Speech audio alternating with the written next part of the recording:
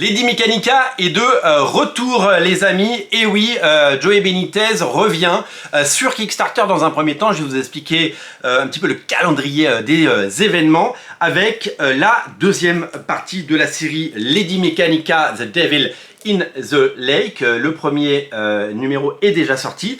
Je vais vous expliquer tout cela. Il y a quelques mois, Joey Benitez a décidé de lancer une nouvelle série Lady Mechanika qui n'est pas encore sortie en France, donc elle s'appelle The Devil in the Lake. C'est une mini-série en 4 parties comme beaucoup de séries, et comme pour la série précédente, eh bien, il a décidé de la financer et de la faire financer par Kickstarter. Pourquoi Kickstarter? Parce que Joey Benitez est un auteur indépendant qui a son propre studio qui s'appelle Benitez Productions. Il a sorti certains comics. Maintenant, il a délégué la partie édition à Image Comics aux États-Unis. Il a signé un accord. Les 2 dernières séries et la réédition de tout le fond du catalogue sont chez Image Comics, et il a lancé avec succès une campagne pour proposer les 4 numéros, et il l'a fait en 2 fois. Dans la première campagne, il a fait financer les 2 premiers numéros qui sont sortis en un seul comics, hein, c'est ce qu'on appelle une Collected Edition. Donc vous avez l'intégralité de la saga des 2 premiers épisodes dans ce comics plus size, hein, c'est-à-dire que y a une 50aine de pages de bande dessinée.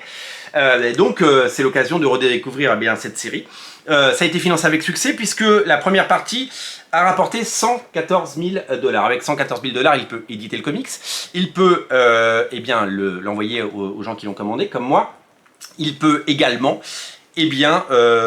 payer les auteurs, puisqu'il fait les couvertures, mais c'est pas lui qui dessine les intérieurs. On va en parler, puisque c'est Sia la dessinatrice qui a travaillé sur Phasm notamment, qui a également travaillé sur sa propre série Lola Xoxo, que vous avez peut-être déjà vu en version originale, qui n'est jamais sortie en version française.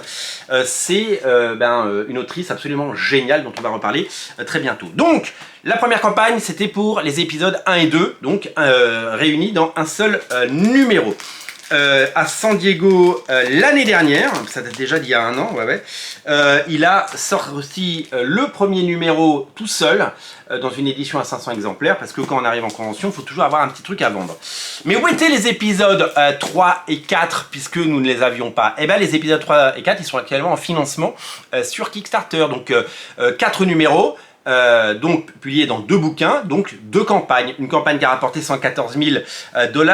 Alors je vous parle, la deuxième campagne est à 67 000 $. Elle devrait sans nul doute rapporter au moins 100 000 $. Il reste une grosse, plus de 3 semaines pour y accéder. On est assez confiant, et donc en gros, Kickstarter sert à payer le financement, payer les auteurs, payer le coloriste, payer la dessinatrice, payer tout le monde.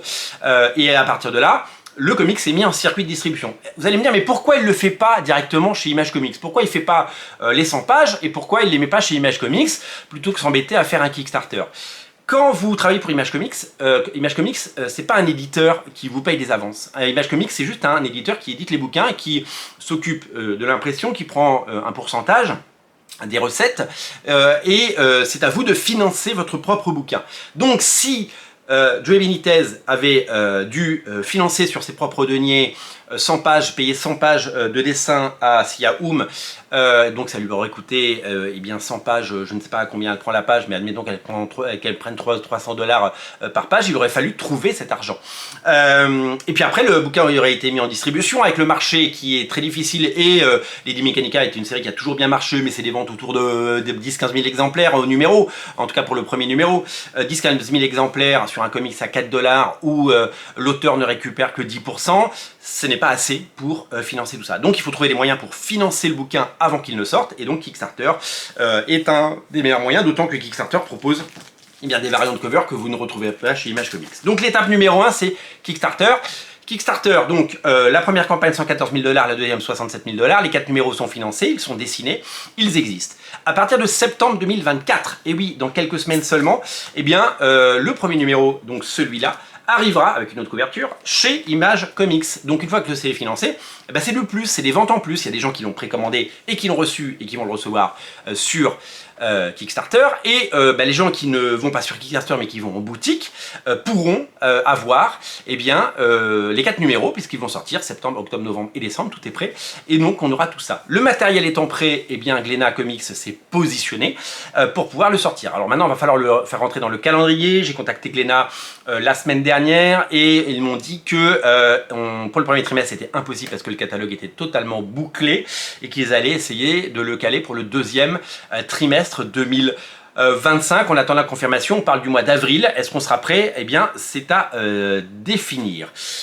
J'ai été contacté par Joey Benitez qui veut organiser une tournée en France avec Sia Aoum, la dessinatrice, et Bess Sobello, la coloriste. Et donc ça va certainement se faire. J'ai pas plus d'infos pour le moment, mais l'idée c'est d'accompagner la sortie de la version française par une tournée des librairies les plus importantes et les plus significatives. Une jolie tournée comme il y en a déjà eu en France. Ça anime et ça risque de faire vendre pas mal de comics. Donc on récapitule, il y a une nouvelle série Les Mechanica qui sera le tome 9 en version français ça arrive très prochainement en France, certainement premier semestre 2025. Ça va être quelque chose d'énorme, ça va être quelque chose de génial.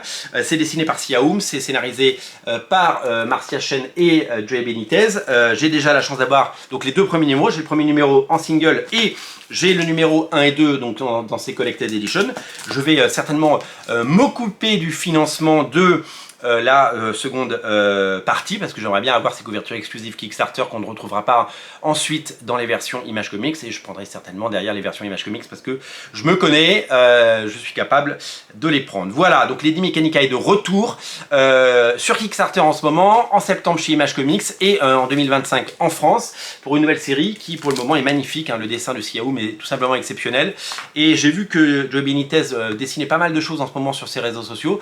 Est-ce qu'il est déjà en train de préparer la prochaine série? Alors ce qui est très drôle, c'est qu'il y a quelques années, il m'avait parlé du fait que il voulait faire plusieurs séries façon Hellboy avec d'autres dessinateurs et une succession de mini-séries. C'est ce qu'il fait parce qu'il y a déjà pas mal de séries et que de temps en temps il fait appel à des talents, des gens avec qui il a déjà travaillé, donc Sia Aoum notamment. Alors il y avait un projet avec Paolo Pantalena, je ne sais pas si ce projet est toujours d'actualité, mais peut-être qu'il y aura d'autres séries par d'autres auteurs et peut-être que Benitez reviendra aussi au dessin de certaines séries, ce qu'on souhaite, parce que c'est quand même toujours un plaisir de découvrir son travail. Merci de regarder ces émissions, merci de faire vivre cette chaîne, merci de soutenir Radio Comics. Vous pouvez soutenir Radio Comics en tout simplement en mettant un petit pouce en l'air. Vous pouvez soutenir